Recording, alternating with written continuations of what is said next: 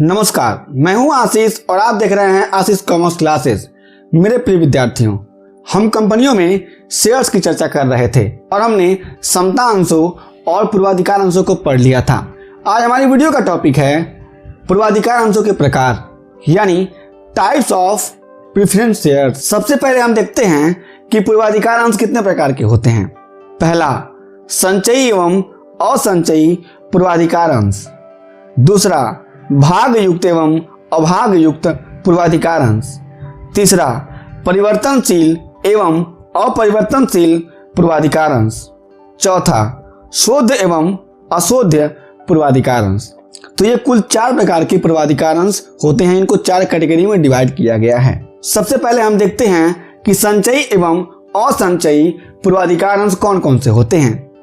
संचयी पूर्वाधिकार अंश ये उस वर्ग के पूर्वाधिकार अंश हैं जिनमें यदि किसी भी वर्ष कंपनी के द्वारा लाभांश वितरित नहीं किया जाता है तो उसे अगले साल के लिए हस्तांतरित कर दिया जाता है और इन अंशधारियों को अगले साल बकाया लाभांश दिया जाता है।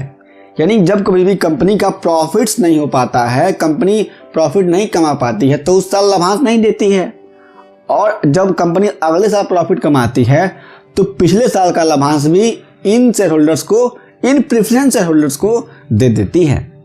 दूसरा, असंचयी पूर्वाधिकार अंश। असंचयी पूर्वाधिकार अंश वे पूर्वाधिकार अंश हैं जिनमें भुगतान केवल निश्चित वर्तमान वर्ष में ही किया जाता है, यानी दिया जाता है। यदि इस स्थिति में लाभांश को किसी कारणवश उस वर्ष नहीं दिया गया तो इस लाभांश को अगले सालों में भी नहीं दिया जाएगा।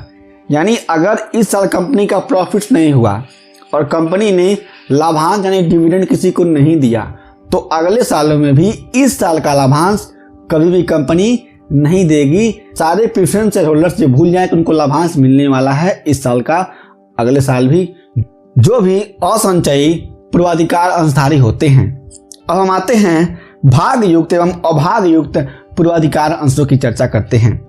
पहला, भाग युक्त पूर्वाधिकार अंश। भाग युक्त पूर्वाधिकार अंश वे पूर्वाधिकार अंश हैं जिसमें लाभांश वितरण के बाद शेष बचे अतिरिक्त लाभ को प्राप्त करने का अधिकार किसी भी अंशधारी को प्राप्त होता है।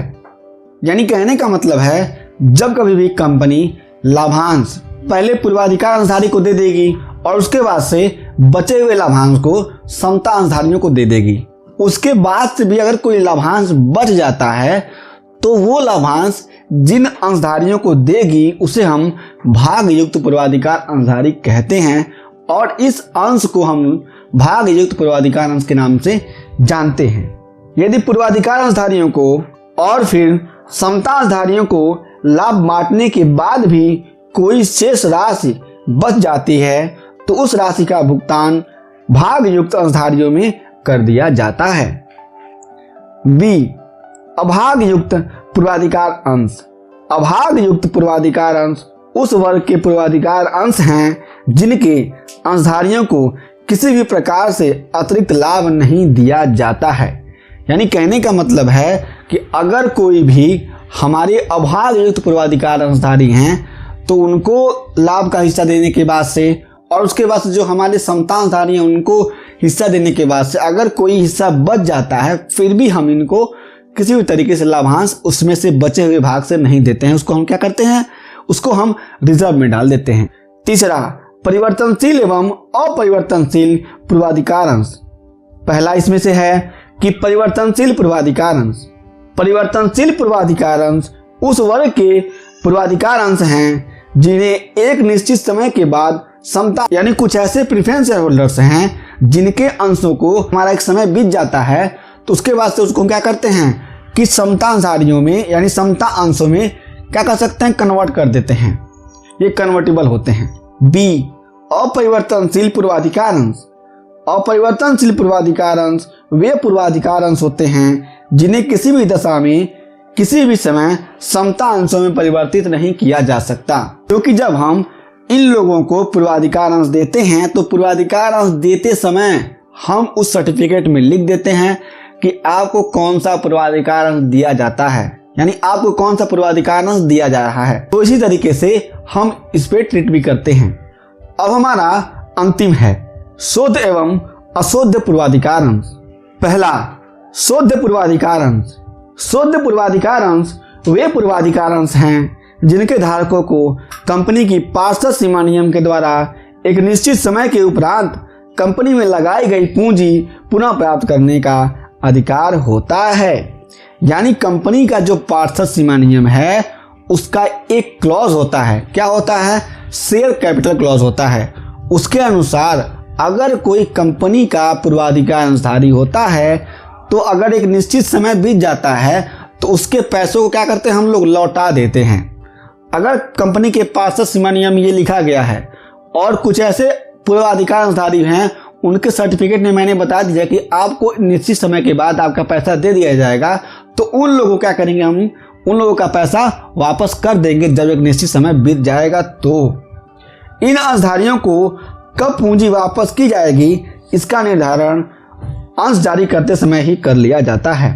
कंपनी अधिनियम के अनुसार पूर्वाधिकार अंशों को कभी भी 20 वर्षों से ज्यादा समय के लिए जारी नहीं किया जा सकता है। यानी कंपनी अधिनियम कहता है कि जो भी शुद्ध पूर्वाधिकार अंश हैं उनको हम क्या करेंगे, 20 वर्ष से ज्यादा के लिए जारी नहीं करेंगे, उनको इशू नहीं करेंगे।